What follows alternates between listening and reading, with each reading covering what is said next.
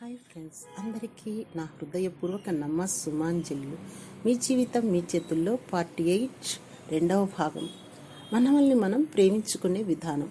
నేను ఇదివరకే చెప్పినట్లుగా సమస్య ఏదైనా మనం ప్రయోగించాల్సిన ఏకైక అస్త్రం మనల్ని మనం ప్రేమించుకోవడం. అది మన సమస్యలను మాయం చేసే మాంత్రికుడి చేతిలోని మంత్రదండం లాంటిది.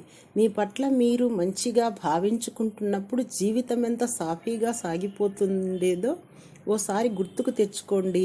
మిమ్మల్ని మీరు సంపూర్ణంగా ప్రేమించుకుంటున్నప్పటి కాలాల్లో మీకు ఏ సమస్యలు లేవన్న సంగతి గుర్తు తెచ్చుకోండి. సాధారణంగా మన బాల్యంలో అలా ఉంటాం. మనల్ని మనం ప్రేమించుకోవడం అనేది తక్షణమే మన పట్ల మనకు మంచి భావనను కలగజేసి మనల్ని వెంటనే గాలిలో ఎగిరే గంతులేసే విధంగా మనకు శుభాలని చేకూర్చుతుంది.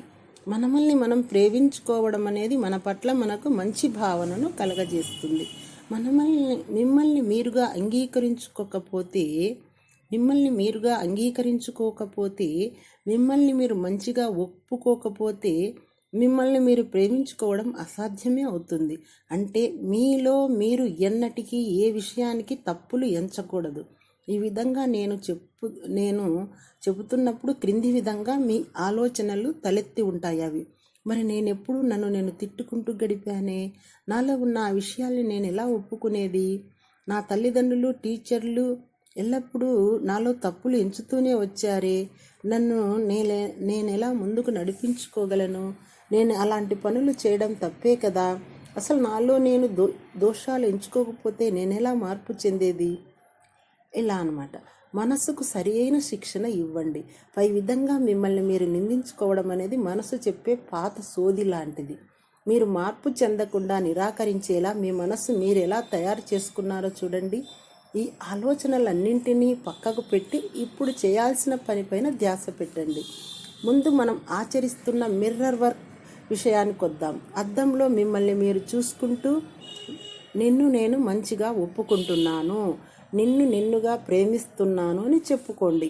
ఇప్పుడు మీలో ఏ భావనలు తలెత్తుతున్నాయో గమనించండి.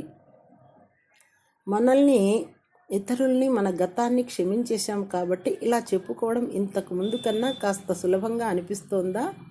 ఇదే జీవితంలో చాలా కీలకమైన విషయము. మనల్ని మనం మంచిగా భావించుకోవడం, మరి మనల్ని మనంగా అంగీకరించుకోవడంలే మన జీవితంలో సంభవింపబోయే నూతన శుభ పరిణామాలకు నాంది ప్రస్తావనలు. నన్ను నేను కించపరచుకోవడం ఎక్కువగా ఉన్న రోజుల్లో ఒక్కోసారి నన్ను నేనే కొట్టుకునేదాన్ని. అప్పట్లో నన్ను నేనుగా అంగీకరించుకోవడం అంటే ఏమిటో నాకు అస్సలు తెలియదు. నా లేమితనం పట్ల, నా పరిమితుల పట్ల నాకుండిన నమ్మకాలు ఎంత బలంగా ఉండేవంటే ఎవరైనా ఏదైనా పాజిటివ్గా నా గురించి చెప్పినా నేను నిరాకరించేదాన్ని. ఎవరైనా నేనంటే ఇష్టమని చెబితే ఎందుకు, నాలో ఏమి చూసి నన్ను ఇష్టపడుతున్నారు, నా లోపల నేను ఎలాంటి దాన్నో నిజంగా వారికి తెలిస్తే వాళ్ళు నన్ను ఇష్టపడతారా? ఇలా సాగేవి నా ఆలోచనలు. మనల్ని మనంగా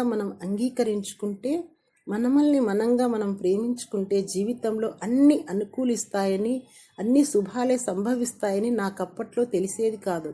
నాతో నేను ఒక శాంతియుతమైన ప్రేమపూర్వకమైన సంబంధాన్ని నెలకొల్పుకోవడానికి నాకు చాలా కాలమే పట్టింది. మొదట్లో నాలో ఉన్న చిన్న చిన్న మంచి లక్షణాలను వెదికి పట్టుకున్నాను. ఇది నాకు చాలా సాయపడింది. నా ఆరోగ్యం బాగుపడడం మొదలైంది. మనల్ని మనం ప్రేమించుకోవడంతోనే మన శరీరం మంచి ఆరోగ్యాన్ని సంతరించుకోవడం మొదలు పెడుతుంది. అలాగా సంపదలు సిద్ధిస్తాయి. మనలో మన జీవితాల్లో ప్రేమ జనిస్తుంది. మనల్ని మనం సృజనాత్మకంగా వ్యక్తపరచుకోగలం. మొదట్లో నాలో చిన్న చిన్న మంచి లక్షణాలను అభినందించుకోవడంతో ప్రారంభించిన నేను తర్వాత నాలో ఉన్న ప్రతి లక్షణాన్ని మరి నేను బాగాలేను అనిపింపజేసి వాటిని కూడా నేను మంచిగా భావించి ప్రేమించుకున్నాను. అప్పుడే నాలో నిజమైన ప్రగతి మొదలయ్యింది. Thank you.